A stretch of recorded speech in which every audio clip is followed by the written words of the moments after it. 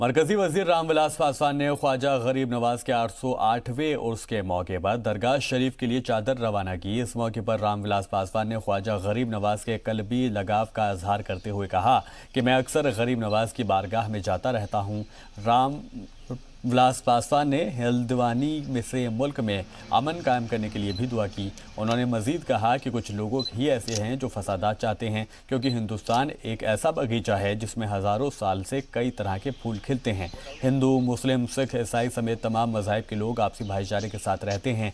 इसके साथ ही रामविलास पासवान ने मुल्क में अमन व अमान कायम करने की दुआ की। वाज़ेह हो कि हिंद के बादशाह गरीब नवाज का 808वां उर्स जारी है।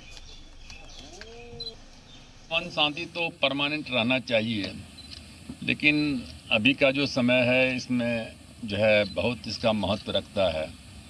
और ये देश है, हम बार बार कहते हैं कि भारत एक बगीचा है। इस बगीचा में हर तरह के फूल हैं, हिंदू भी हैं, मुसलमान भी हैं, सिख भी हैं, ईसाई भी हैं, दलित भी हैं, ब्राह्मण भी हैं।